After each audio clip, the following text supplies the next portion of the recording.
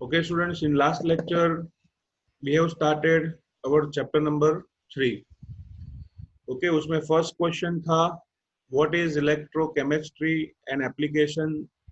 बराबर आप जानते हो कि दो टाइप की रेडॉक्स रिएक्शंस होती है, एक स्पॉन्टेनियस और दूसरी non spontaneous. Spontaneous reaction is useful to generate electricity and non-spontaneous reaction are carried out by using the electricity.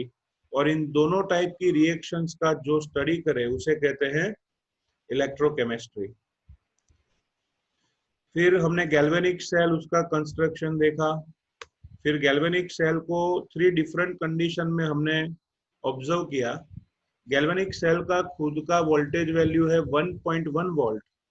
अगर उससे लेस एक्सटर्नल वोल्टेज दोगे, पोटेंशियल दोगे, तो वैसे ही रिएक्शन होगी फॉरवर्ड डायरेक्शन में, लेकिन स्लो होगी. लेकिन अगर हम एग्जैक्ट 1.1 वोल्ट जितना एग्जैक्ट 1.1 वोल्ट जितना वोल्टेज दें, ठीक है, तो न्यूलिफाइड हो जाएगी इफेक्ट और कोई रिएक्शन नहीं होगी. और लास्ट में एक्सटर्नल वोल्टेज 1.1 वोल्ट से ज्यादा हो एक्सटर्नल वोल्टेज, तो इलेक्ट्रोलिटिक सेल है वो बन जाएगा. सॉरी, हाँ, गैल्वेनिक सेल इलेक्ट्रोकेमिकल सेल है, लेकिन वो कन्वर्ट हो जाता है इलेक्ट्रोलिटिक सेल में.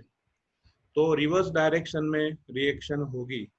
ठीक है, चलो हम आगे बढ़ेंगे क्वेश्चन नंबर 4 की ओर.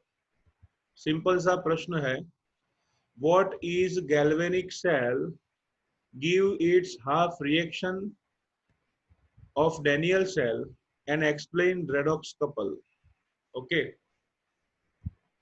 सो गैल्वेनिक सेल किसे कहते हैं, उसकी कॉमन डेफिनेशन है the apparatus which converts chemical energy to electrical energy is known as galvanic cell. जिस apparatus में chemical energy का electrical energy में conversion हो उसे galvanic cell कहा जाता है.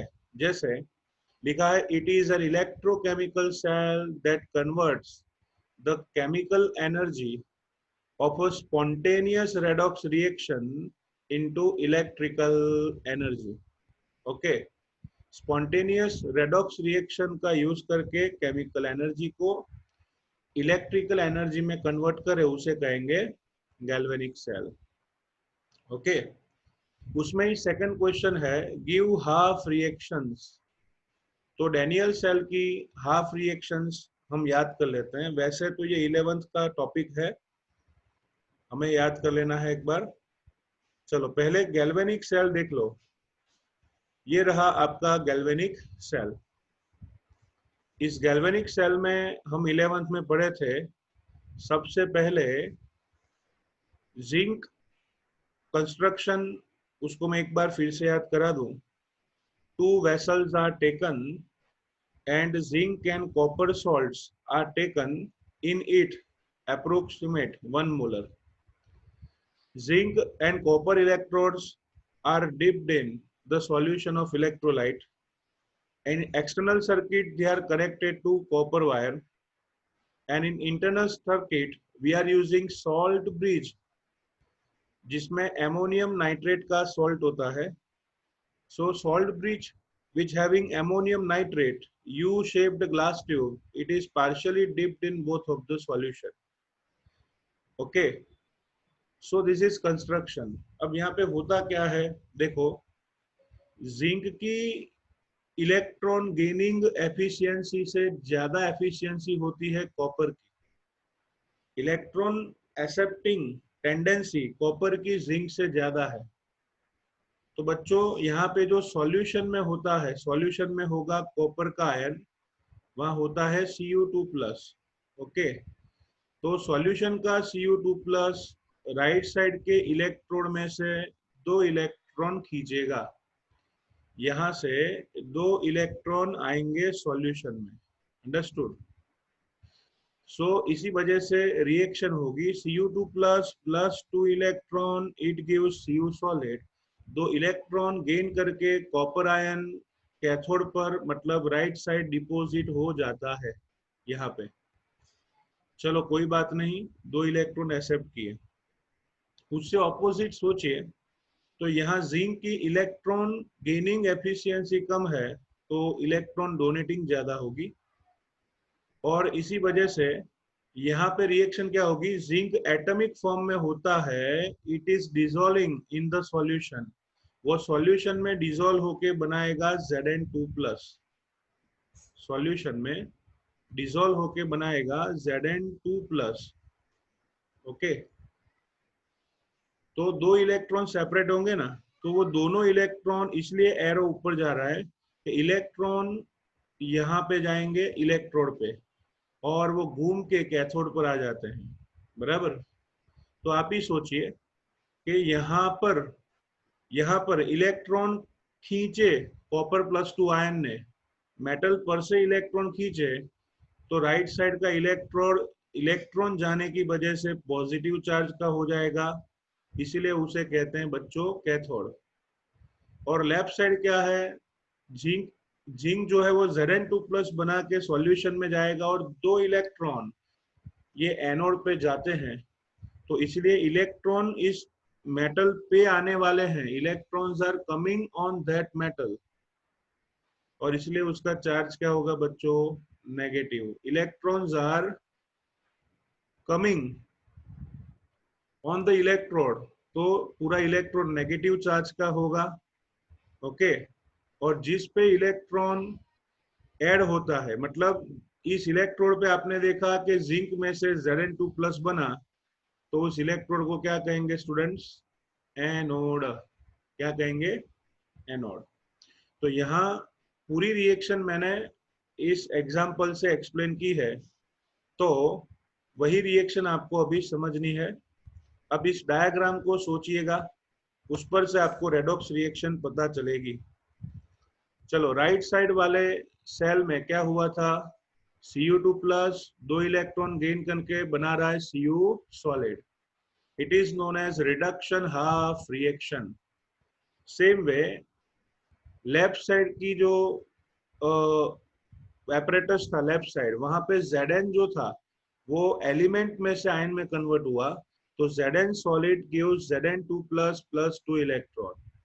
बच्चों, इलेक्ट्रॉन गेन करना उसे कहते हैं reduction half reaction, electron donate करना उसे कहेंगे oxidation half reaction.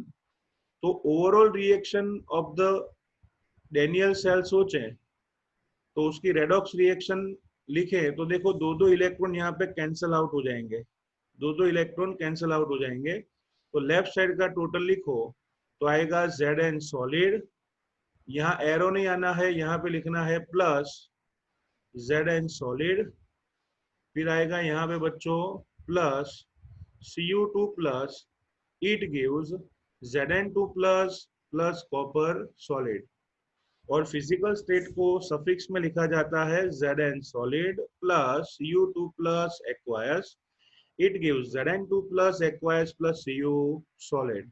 So this is redox reaction occurring in Daniell cell. Okay, तो डेनियल सेल में ऐसी रिएक्शंस होती है। फिर से मैं आपको एक बार याद करवा के ही रहूंगा। देखो बच्चों, लेफ्ट साइड जिंक का ऑक्सीडेशन होना है, तो जिंक में से क्या बनेगा, Zn2+। तो आयन गए सॉल्यूशन में, इलेक्ट्रॉन रहे मेटल पर, इसलिए जिंक को नेगेटिव इलेक्ट्रोड। यहाँ उल्टा Cu2+ आयन जाएगा, Cu सॉलिड बनाएगा।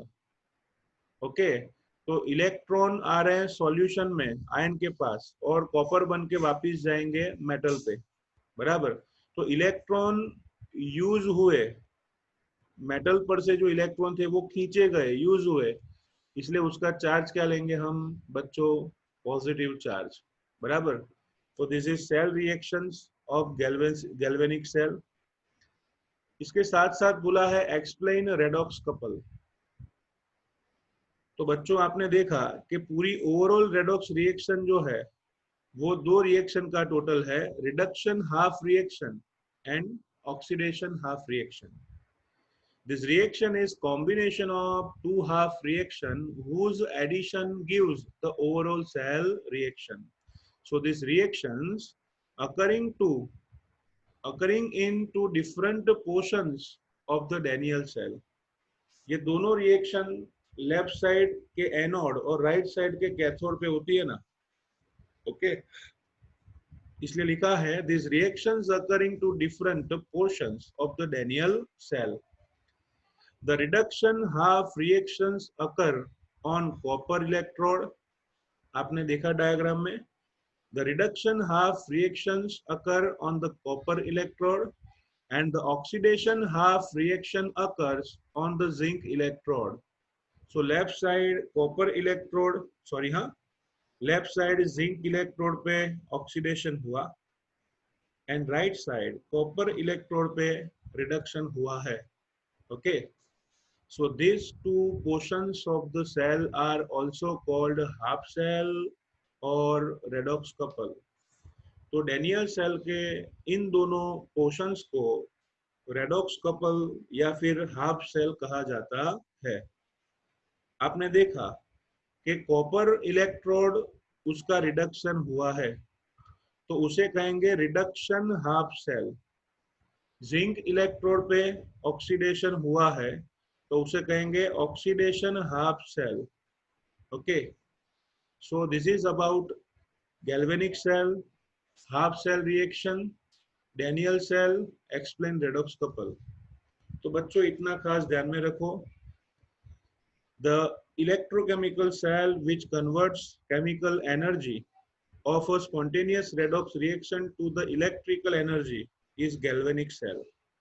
फिर डायग्राम दिया नहीं है, मेरी तो इच्छा आप ड्रॉ कर ही लो, यहाँ पे ड्रॉ कर देने का, तो कुछ रट्टा नहीं मारना पड़ेगा.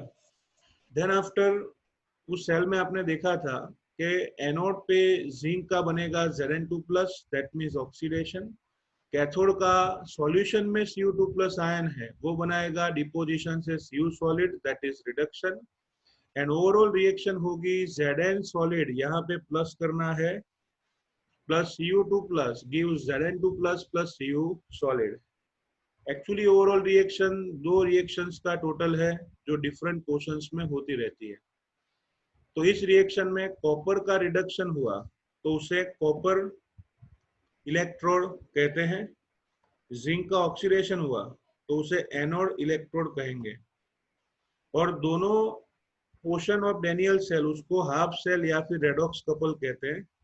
तो आपने देखा कि कॉपर इलेक्ट्रोड पे रिडक्शन हुआ तो रिडक्शन हाफ सेल, और जिंक इलेक्ट्रोड पे ऑक्सीडेशन हुआ तो उसे कहेंगे ऑक्सीडेशन हाफ सेल. ठीक है, चलो आगे बढ़ते हैं. लिखा है explain the construction of galvanic cell according to Daniell cell. In galvanic cell explain positive and negative electrode with suitable chemical reaction. Okay, तो मैंने जो आगे समझाया वही क्वेश्चन इसमें पूछा है, कंस्ट्रक्शन ऑफ गैल्वेनिक सेल.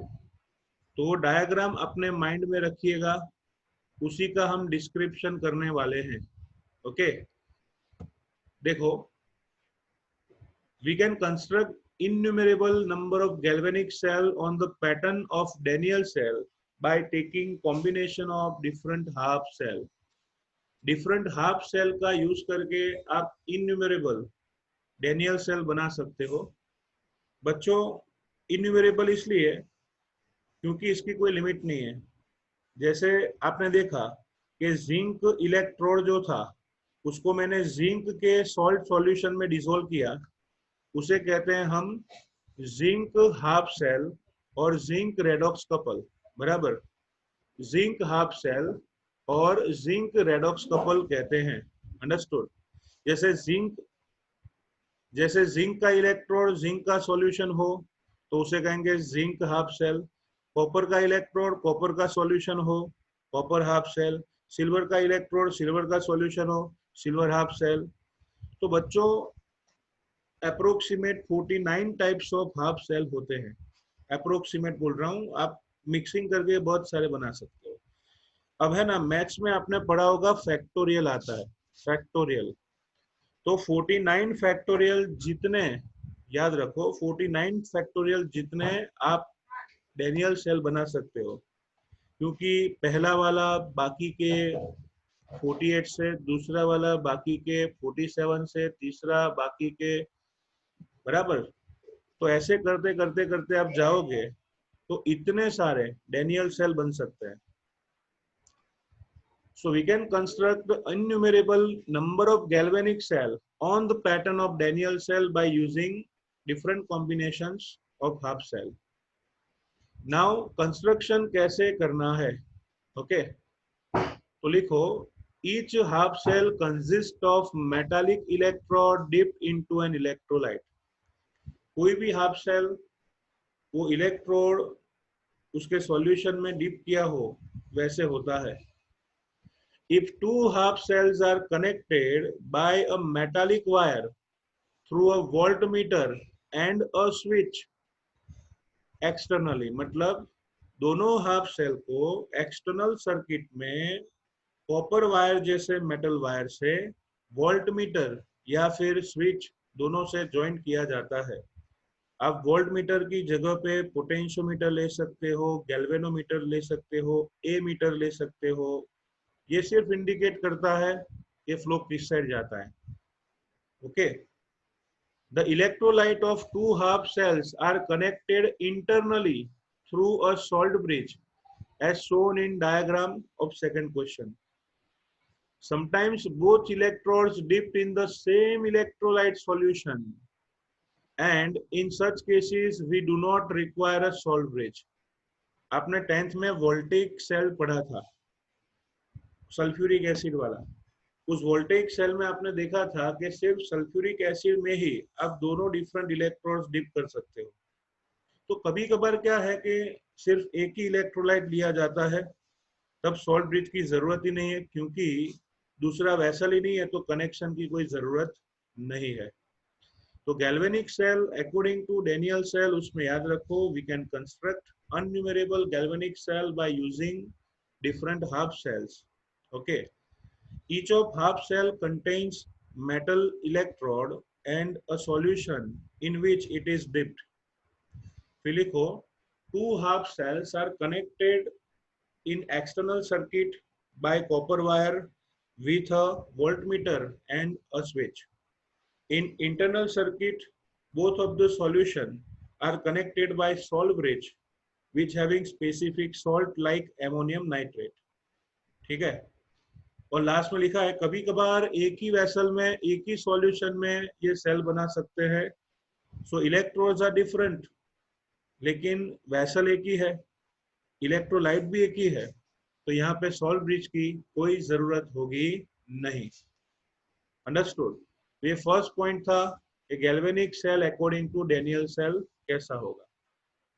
ठीक है, चलो सेकंड क्वेश्चन है, in galvanic cell explain positive and negative electrode with suitable chemical reactions. तो पॉजिटिव नेगेटिव इलेक्ट्रोड कैसे बनता है वो हम एग्जाम्पल से पढ़ेंगे। ओके, तो मैंने आगे भी आपको समझाया, मैं यहाँ पे ड्रॉ कर रहा हूँ, फिर हम समझेंगे। देखो, ये जो है वो वेसल है इलेक्ट्रोकेमिकल सेल का, बराबर। इस वेसल में यहाँ पे मैंने लिया है जिंक और यहाँ पे लिया है बच्चों कॉपर। सॉरी, ये तो दो वेसल वाला सेल है ना, बराबर। तो मैं लेफ्ट साइड का जिंक का इलेक्ट्रोड यहाँ पे ड्रॉ कर रहा हूँ, जिंक इलेक्ट्रोड। ओके, ऊपर कॉपर वायर है, सामने रिडक्शन हाफ सेल है, ये आप सोच लीजिए, बराबर। चलो आप ही मुझे बताओ, यहाँ पे जिंक का ऑक्सीडेशन होता था तो हम क्या करते थे, Zn is converted into Zn2 plus ion. Zinc is converted into Zn2 plus ion. Okay, तो जिंक इलेक्ट्रोड जो है वो एटम में से आयन में गया, नो प्रॉब्लम, लेकिन Zn2 प्लस में कन्वर्ट होके अपने दोनों इलेक्ट्रोड उसने किसको दिए, दोनों इलेक्ट्रॉन किसको दिए, इलेक्ट्रोड को दिए ना। तो पहले इलेक्ट्रोड न्यूट्रल था, लेकिन आयन बनने के बाद पॉजिटिव चार्ज चला गया, नेगेटिव वैसे ही पड़ा है इलेक्ट्रॉन के फॉर्म में, तो ओवरऑल चार्ज पूरे इलेक्ट्रोड का कैसा हो जाएगा, नेगेटिव। तो इसलिए उसे नेगेटिव इलेक्ट्रोड कहते हैं। ठीक है, चलो उससे ऑपोजिट होगा सामने की साइड। अब एग्जाम्पल कोई भी लो तो भी चलता है, लेकिन कंसेप्ट यही होना चाहिए। ये सामने कॉपर का इलेक्ट्रोड है और ये कॉपर का सॉल्यूशन, बराबर। तो मैं डिटेल में नहीं जा रहा हूँ, दोनों को जॉइंट सोचना है, सॉल्व ब्रीथ भी सोचना है। अब आप देखो इस यहाँ पे क्या होगा, एनोड पर से जो दो इलेक्ट्रॉन आए थे वो घूमते घूमते घूमते घूमते वोल्ट मीटर में वोल्टेज दिखाकर स्विच में से पास होके, भी स्विच चालू रखनी है, ध्यान रखना। तो पास होके इलेक्ट्रॉन कहाँ आने वाले हैं, कैथोड पे। तो इलेक्ट्रॉन ओके घूम फिर के कहाँ आ गए, कैथोड पे। इलेक्ट्रॉन कैथोड पे आ गए तो सॉल्यूशन में क्या था बच्चों, सॉल्यूशन में था Cu2 प्लस आयन। ओके, तो ये जो Cu2 प्लस आयन है वो इलेक्ट्रॉन गेन करके डिपॉजिट हो जाएंगे इलेक्ट्रोड पे। समझ में आ रहा है ना? तो आप ही सोचो, इलेक्ट्रॉन गेन करके कॉपर डिपॉजिट हुआ, तो इलेक्ट्रॉन कहाँ से आए, कैथोड पर से आए ना। तो इलेक्ट्रॉन डोनेट करना, बराबर, और फिर उसकी वजह से इलेक्ट्रोड का चार्ज कैसा हो जाएगा, पॉजिटिव। तो यहाँ पे Cu2 प्लस आयन था, उसने इलेक्ट्रॉन को गेन करके Cu सॉलिड बनाया। तो बच्चों इलेक्ट्रॉन गेन किए सॉल्यूशन के आयन ने, तो लूज किसने किए, मेटल ने किए ना। तो न्यूट्रल मेटल इलेक्ट्रॉन डोनेट करे तो उसका चार्ज क्या होगा, पॉजिटिव। ओके, और इसी वजह से कैथोड का चार्ज पॉजिटिव लिया जाता है, बराबर।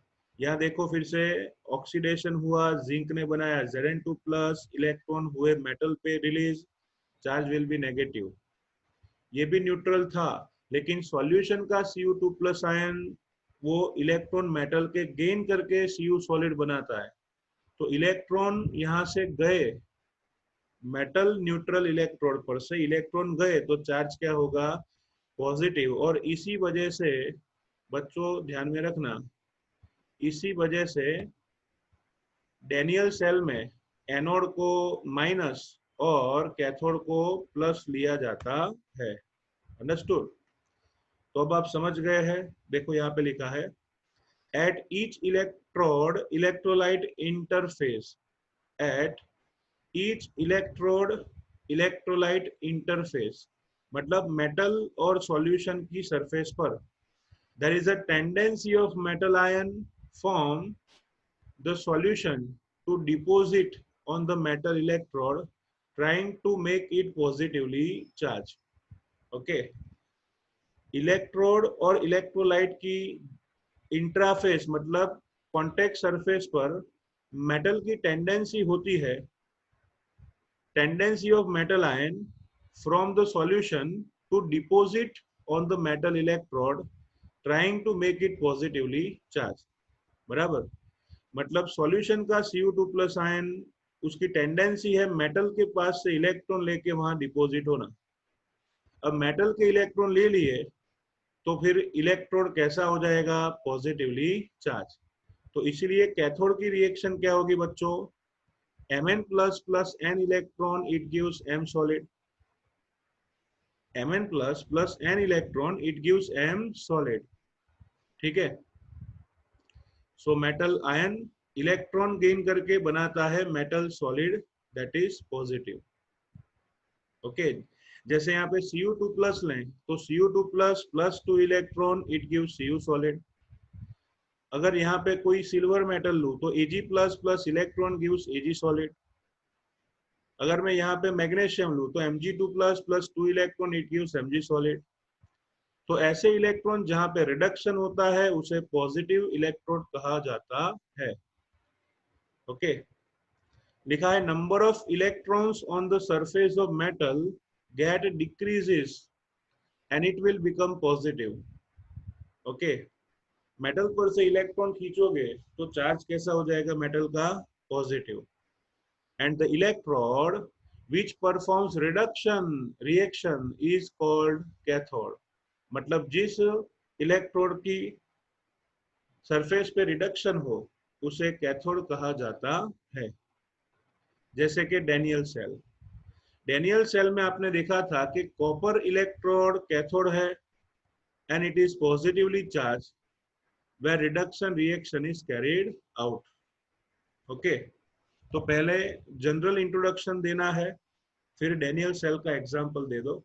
चलो, totally opposite, what is negative electrode? At the same time metal atom of the electrode tends to go into the solution as ions.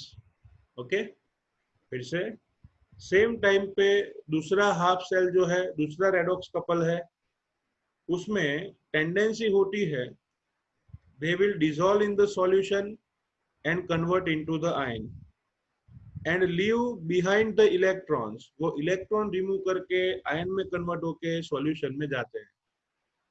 So electron electrode पे लीव कर दिए, they leave behind the electron at the electrode trying to make negatively charge.